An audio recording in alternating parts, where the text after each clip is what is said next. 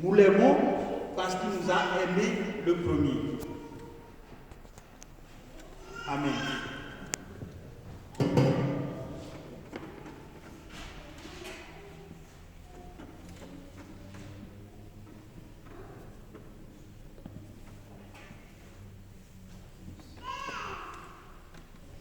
Bonjour à tous.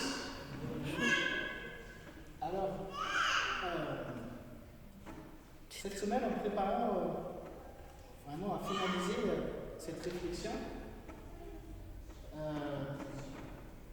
j'ai changé d'avis, j'ai changé de sujet.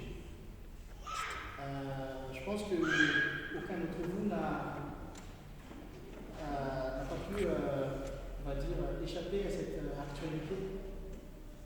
Nous sommes maintenant, on va dire, spectateurs d'une guerre en Europe. La Russie envahit l'Ukraine.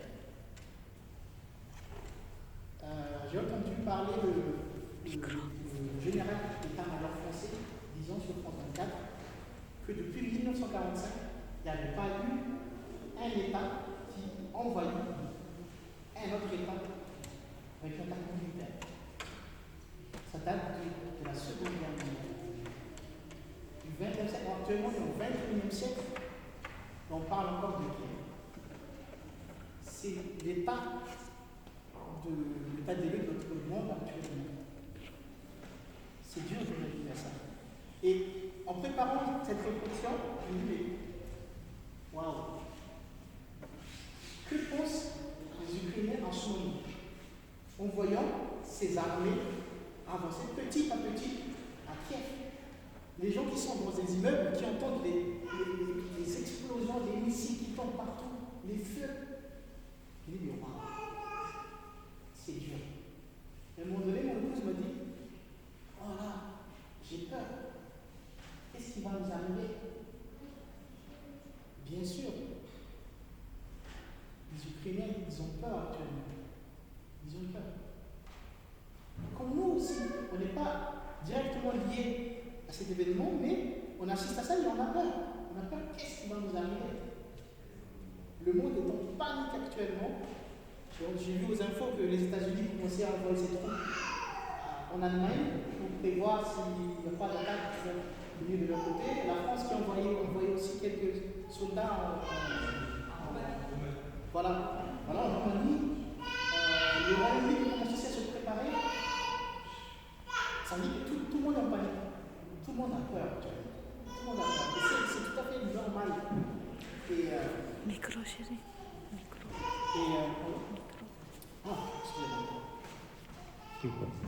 Et tout le monde a peur actuellement.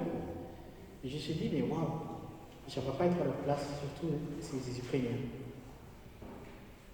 Et je me suis posé la question, sur qui vont-ils s'appuyer? Ils vont compter sur qui en ce temps difficile? J'ai vu aux infos aussi, les États-Unis, suite à tout cela, a fait une sanction plutôt économique. D'accord? L'Europe, pareil, sanction économique. Mais personne n'ose vraiment affronter face à face à la Russie. Et c'est normal. Parce que chacun regarde ses intérêts au final. Personne n'a pas envie d'être en guerre avec la Russie actuellement. Donc chacun prend ses gardes, mais essaie d'aider son prochain, mais garde quand même un peu de distance, un peu de réserve. D'accord? Donc finalement, l'Ukraine actuellement est livrée, les Ukrainiens sont livrés à eux-mêmes. Face à une armée, mais on voit tout de suite la différence au niveau de la puissance. C'est la deuxième puissance militaire mondiale. Et là, ils ne peuvent que résigner. Et je me dis, mais sur qui finalement ils vont compter? C'est là où on voit vraiment sur qui on peut compter. Les actions, les sanctions des Américains et de l'Europe, ce ne sera pas tout de suite, ce sera dans un mois, mais entre-temps, les Russes avancent. Et là où on se pose la question, vers qui on va se retourner? Vers qui on va se tourner pour ce là. Donc je pense surtout aux chrétiens en Ukraine actuellement. J'ai vu, l'ONU a dit qu'il y a 100 millions de citoyens qui sont enfuis vers les autres, oui,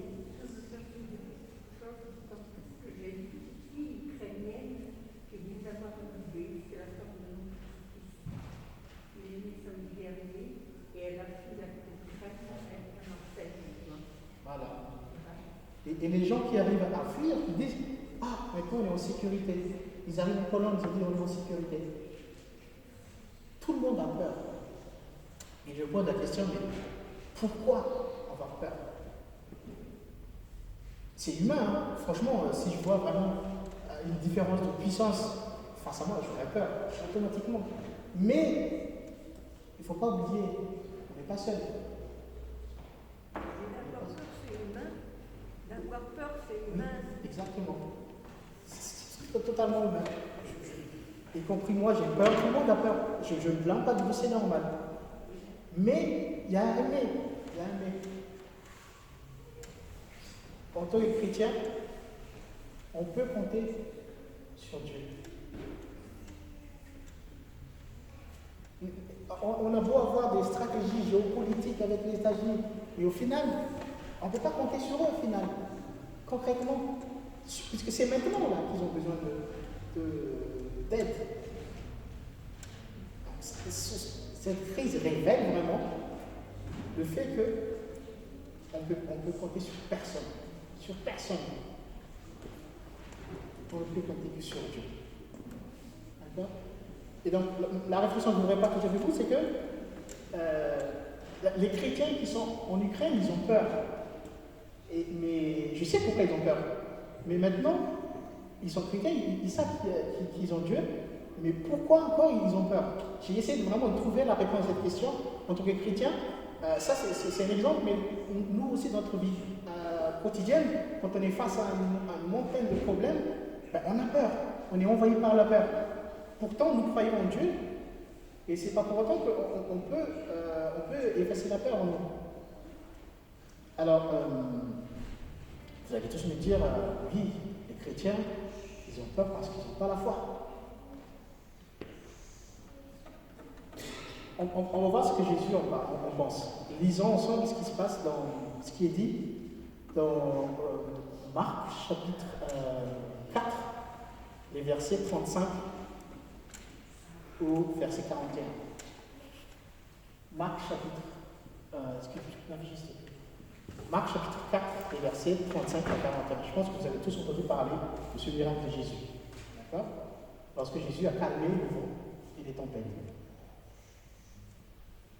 Alors, Marc chapitre 4, les versets 35 à 41.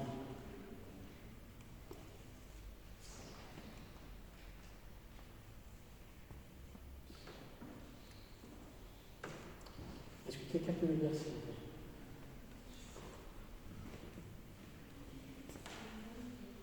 Ce même jour, sur le soir, Jésus leur dit « Passons à l'autre bord ». Après avoir renvoyé la foule, ils l'emmenèrent dans la barque où il se trouvait. Il y avait aussi d'autres barques avec lui. Il s'éleva un grand tourbillon et les flots se jetaient dans la barque, au point qu'elle se remplissait déjà. Et lui, il dormait à la poupe sur le coussin. Ils se réveillèrent et lui dirent « Maître, ne t'inquiètes-tu pas de ce que nous périssons ?» S'étant réveillé, il menaça le vent et dit à la mer « Silence, tais-toi !» Et le vent cessa et il y eut un grand calme. Puis il leur dit « Pourquoi avez-vous ainsi peur? Comment n'avez-vous point de foi ?» Ils furent saisis d'une grande frayeur et ils se dirent les uns aux autres « Quel est donc celui-ci, à qui obéissent même le vent et la mer ?» Merci. On peut juste revenir sur le verset 40. C'est la question que je me suis posée. Pourquoi on a peur? Jésus répond, on n'a pas la foi. Franchement, c'est facile à dire. Si quelqu'un d'autre me dit, mais ouais, parce que tu n'as pas la foi, alors là, ouf, je dis, tu n'es pas à ma place. Mais je voulais juste comprendre qu'est-ce que Jésus voulait dire par rapport à ça. Pourquoi quand on vous dit, quand Jésus dit, vous n'avez pas la foi, qu'est-ce que ça veut dire au final? Alors moi, j'ai réussi à trouver deux réponses à cette question dans le texte. Premièrement, alors là, je fais vraiment maintenant le parallèle entre les tempêtes et les tourbillons par rapport à notre difficulté de tous les jours. Par rapport à ce que les Ukrainiens vivent actuellement C'est vraiment cette tempête, cette guerre. Ils ont peur et Jésus leur dit, voilà, pourquoi tu as peur? Parce que tu n'as pas de foi. Tu n'as pas la foi. Alors, et là, il parle des disciples. Hein. Les disciples, on en parle. Donc, les disciples, ils représentent les chrétiens. D'accord? Maintenant, si nous regardons le verset 41, là, je pense qu'il y a déjà la première réponse à cette question. Ils furent saisis d'une grande frayeur et ils se dirent les uns les autres, quel est donc celui-ci à qui obéissent même le vent et la mer? Cette question m'a choqué. Qui c'est qui se pose des questions? Les disciples. C'est les disciples qui sont étonnés.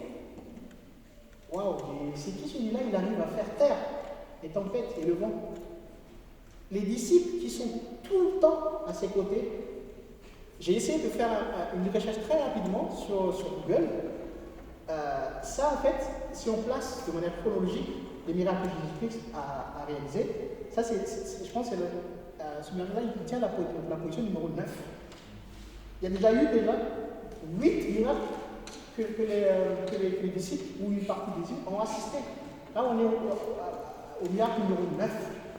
Et ils se posent encore la question, mais c'est qui celui-là? Ils sont encore étonnés que Jésus ait pu calmer le vent et la tempête. Ça veut dire qu'en fait, ils sont avec Jésus, mais ils ne pensent pas que Jésus il est puissant. Ils doutent de la capacité de Jésus-Christ. C'est là où Jésus commence à dire, mais ayez où votre foi? Et comme notre vie quotidienne, à chaque fois, c'est ce que Géraldine nous a rappelé ce matin, on oublie les miracles, les expériences qu'on a partagées avec Jésus-Christ, et à chaque fois, on tombe dans la même erreur.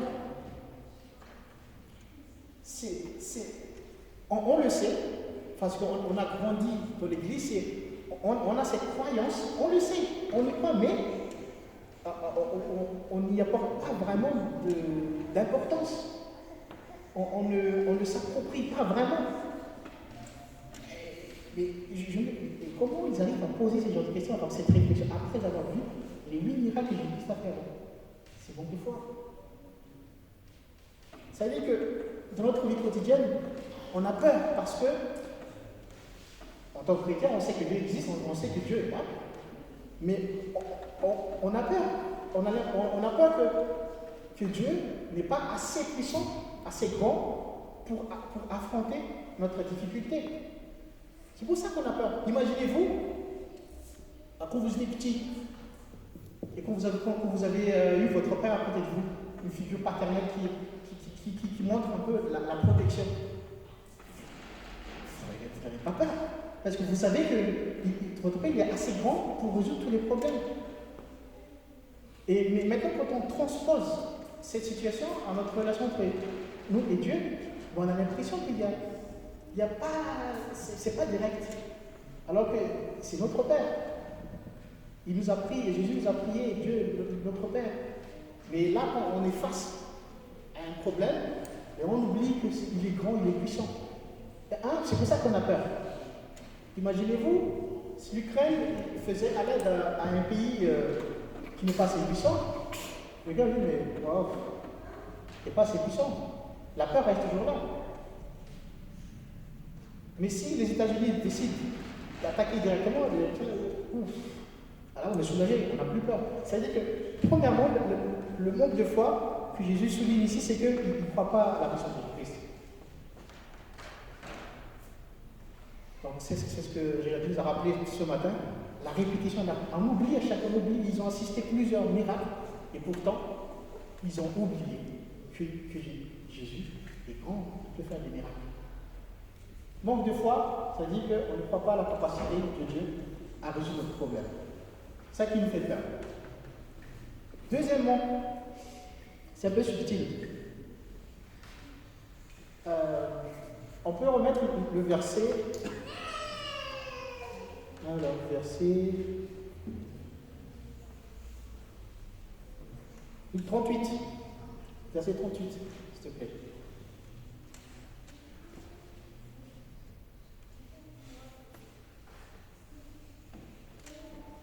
Et lui, il dormait à la poupe sous le coussin.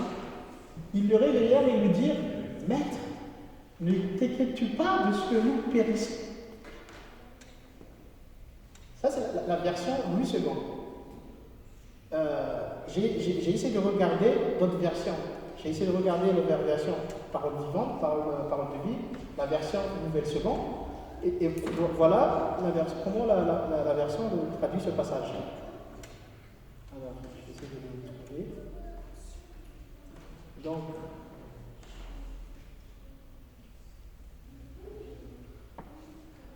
dans Nouvelle Bible Seconde, verset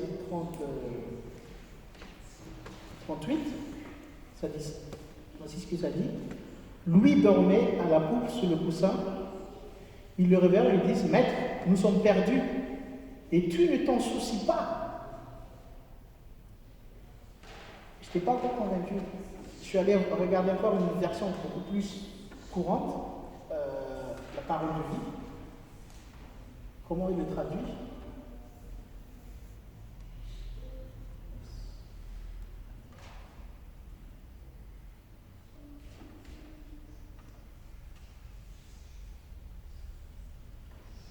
Alors, 38. Jésus est à l'arrière, il dort, la tête sur un coussin. Ses disciples le réveillent et lui disent, Maître, nous allons mourir. Cela ne te fait rien. Donc moi, je soupçonne dans cette question, est-ce que... Ah, on va mourir quoi, et toi tu t'en fiches en fait. Là, tu es en train de dormir, est-ce que tu te soucies de moi, de nous? Donc en fait, ils pensent que Jésus est indifférent à ce qui leur arrive à ce moment-là. Et ça, c'est aussi la source de manque de foi. C'est quand vous dites, je crois en Dieu, oui, je sais qu'il est puissant, admettons, on a réussi à franchir la première heure, ok, on sait qu'il est grand, mais je ne suis pas sûr qu'il va intervenir pour moi. Je ne suis pas convaincu qu'il va intervenir pour moi. Vous vous rendez compte? Les disciples, là on parle des disciples, ils pensent que Jésus ne va pas intervenir pour eux, ils doutent de l'intervention de Jésus-Christ. Et c'est ça, le manque de foi qu'ils avaient. Un, ils ne pensaient pas que Jésus soit grand, Dieu soit grand pour les sauver, et deux, s'il était grand, je ne pense pas qu'il va venir l'aider. Et là, on se retrouve avec l'Ukraine. Les États-Unis, le Royaume-Uni, ils sont grands, mais finalement, regardez leurs intérêts, voilà, on ne va pas venir aider directement. Et je pense que la deuxième erreur, c'est beaucoup plus terrible, parce que si j'essaie de pousser un peu loin, mais pourquoi, si les disciples, ils pensent que Jésus ne va pas agir? Pourquoi?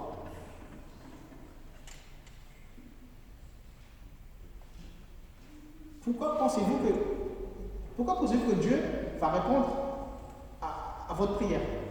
Je vais vous reformuler la question. Et pourquoi Dieu ne va pas intervenir pour nous?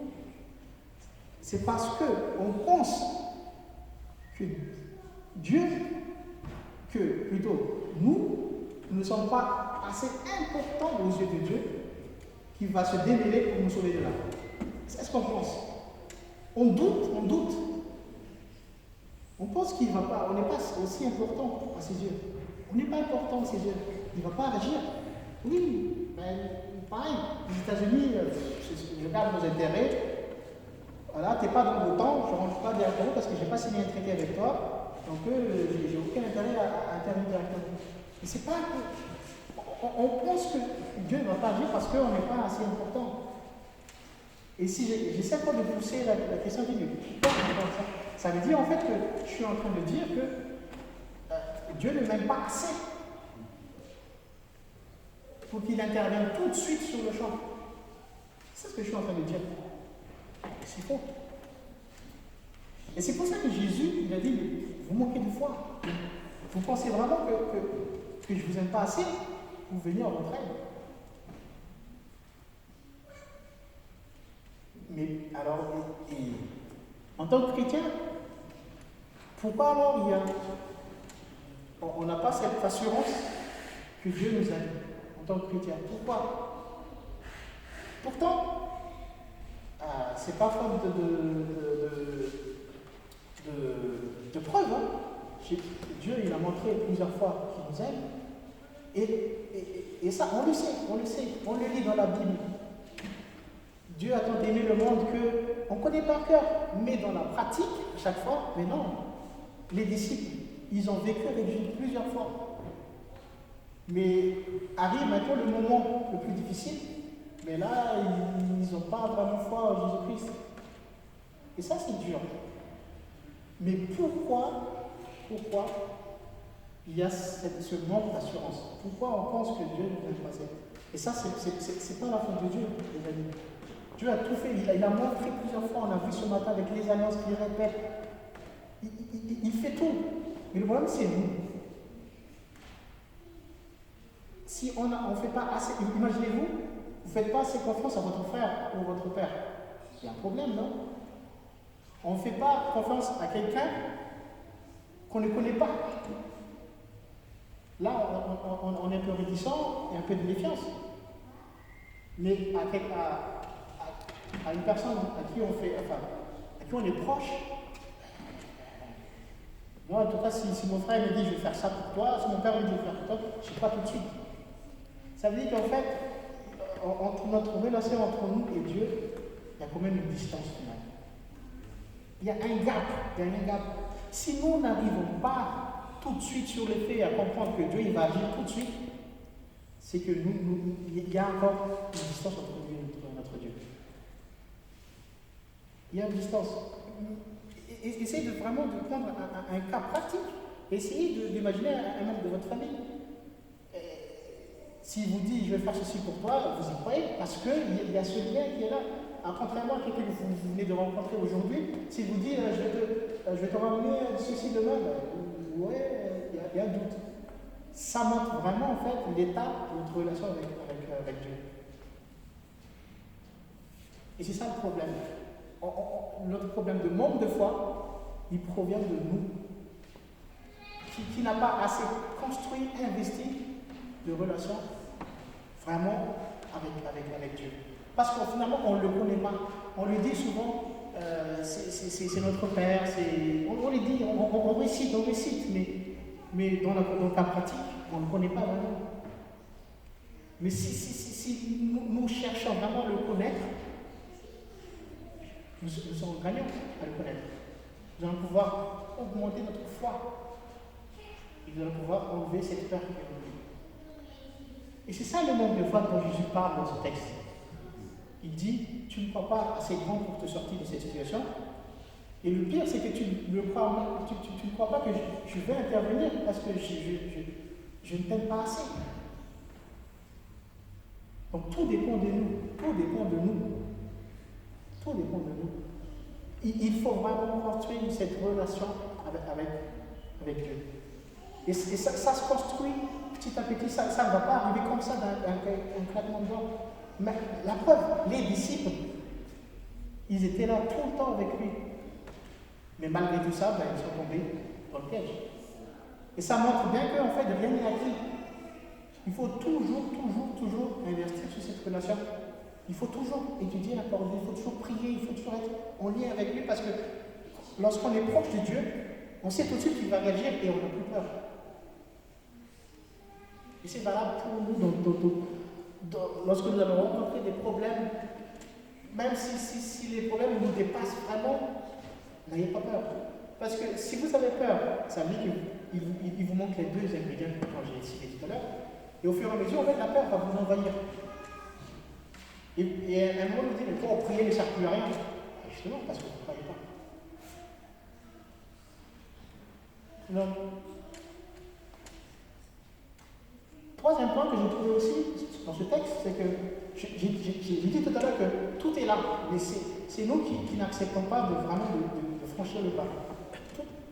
Regardez bien sur le verset 38 et 37. Qu'est-ce qui se passe? Jésus, il est où? Sur le Koufa. Il est dans le bateau. Jésus, il est là. Il est présent, il est présent. Donc, il ne faut pas dire, non mais il est où Dieu? Je ne sais pas. Non, il est là, il traverse les mêmes épreuves que le disciple. Il est là. Et en plus, il a montré preuve de paix tranquille. Il dormait pour apaiser un peu. Je pense qu'il, et là j'extrapole, mais je pense qu'il voulait apaiser un peu, ne pas faire peur aux disciples, mais ce n'était pas réussi. Ils avaient peur. Finalement, il était là. Il a accompagné les disciples dans cette épreuve. Donc il ne faut pas dire, oh, mais je suis débordé, j'ai trop de problèmes, je ne sais pas où il est Dieu, j'essaie de l'appeler, mais non, le texte nous dit qu'il est là. Il nous accompagne. Il faut toujours penser à ça. Que Dieu il nous accompagne dans notre problème, notre difficulté, il nous accompagne. Il est là dans le tempête. Il suffit juste de le réveiller, de l'appeler et d'avoir confiance en lui. Donc, quand tout vous semble noir, il n'y a plus de lumière, il faut garder dans la tête que Dieu est là. Il est là. Il ne nous abandonne pas. C'est nous qui manquons de foi. Mais il a accompagné ses disciples.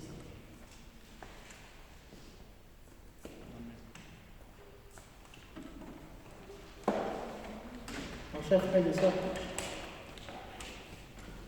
j'aimerais que vous gardiez cette réflexion à travers ce texte. Certes, ça s'est passé il y a longtemps, mais comme vous savez, la Bible est faite pour nous tous. Et les choses s'adaptent à notre époque. Et je pense que ce parallèle que je viens de faire est valable.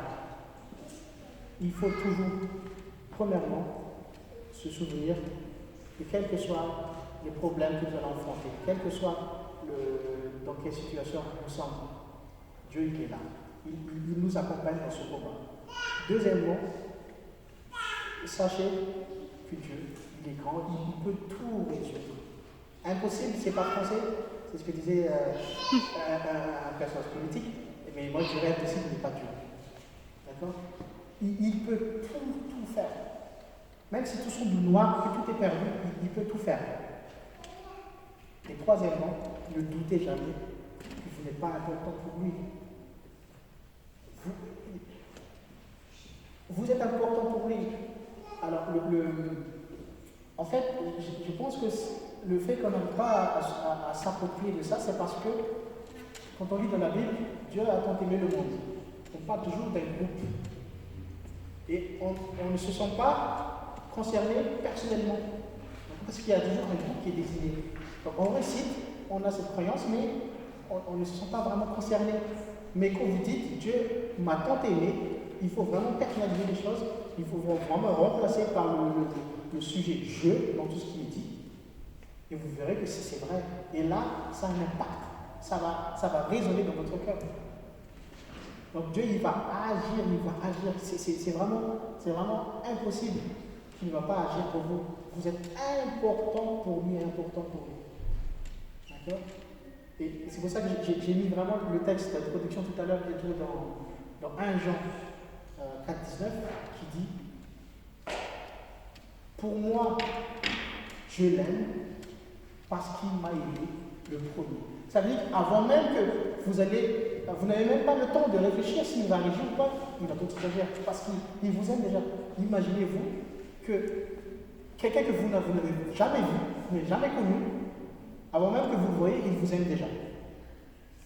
Donc ôtez les doutes dans votre esprit que vous n'êtes pas important pour Dieu. Peut-être que la société, les gens vous disent que tu n'es pas important, tu es ceci, tu es cela, tu es écarté de la société, mais ça, c'est pas vrai pour Dieu. Il ne serait pas venu incarné dans la personne de Christ ici sur terre, s'il ne m'aime pas, s'il ne t'aime pas, chacun d'entre vous. Le salut est personnel, ce qu'il a fait, c'est vrai, c'est autant vrai pour chacun d'entre nous.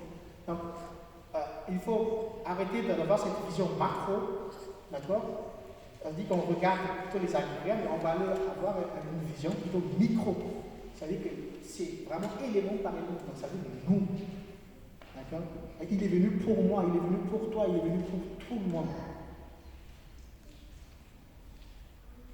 Donc retenez bien ce verset, 1 Jean 4, 19. Là, je vais me remplacer le nous par je, parce que comme ça, il y a beaucoup d'impact en moi quand je le dis. Parce que ça me parle. Quand je dis nous, c'est un groupe. Ben, qui c'est qui représente le groupe? Je ne suis pas considéré directement, mais quand je personnalise, quand je mets le je suis impliqué, je sais que c'est vraiment pour moi. En chers frères et sœurs, n'oubliez jamais que Dieu vous aime et qu'il va agir avant même que vous allez l'appeler, il va agir. Mais le problème, c'est ça, on manque de foi. Donc voilà, c'était la réflexion que je voulais partager avec vous. Et j'aimerais que vous l'appliquiez dans votre vie. Comme vous voyez, on venait à peine de sortir de la pandémie, et là, il y a tout de suite cette guerre qui arrive. On est tout le temps dans des problèmes. D'accord? De toute manière, ce qu'on vit ici sur Terre, c'est passagère, mais ce qui va arriver, c'est après notre terre promise. D'accord? Mais en attendant, voilà, gardez foi en Dieu. D'accord? Il est grand, il peut nous sortir de situation et il va agir pour nous. Amen. Amen. J'aimerais finir par une prière, si vous voulez bien.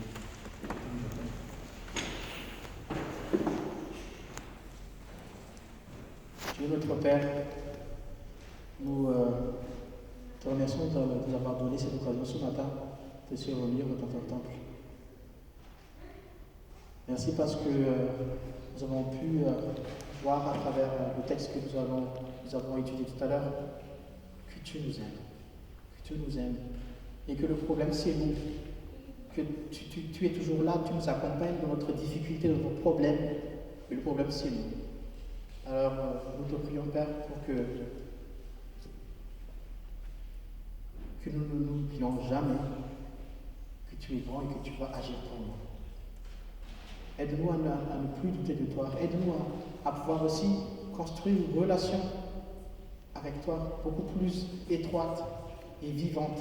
Que ce ne soit pas juste des citations, des répétitions, mais il faut que ça soit vraiment du concret, du pratique. Parce que c'est ça qui nous aide à te connaître.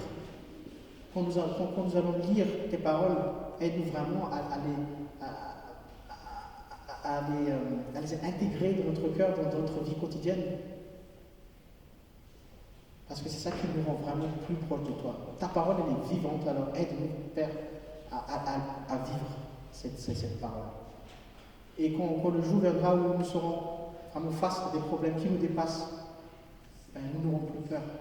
Parce que nous avons foi en toi, que d'une manière ou d'une autre, tu vas agir, tu vas nous sortir de cette situation. Je prie, Père, pour ceux qui sont dans la peur actuellement, notamment en Ukraine, ton Église, pour ces chrétiens qui sont là-bas. Je te prie pour que tu les accompagnes, que tu les visites et que tu vas leur apporter la paix dont ils ont besoin. Qu'ils sachent que tu es avec eux et que tu ne vas pas les laisser comme ça.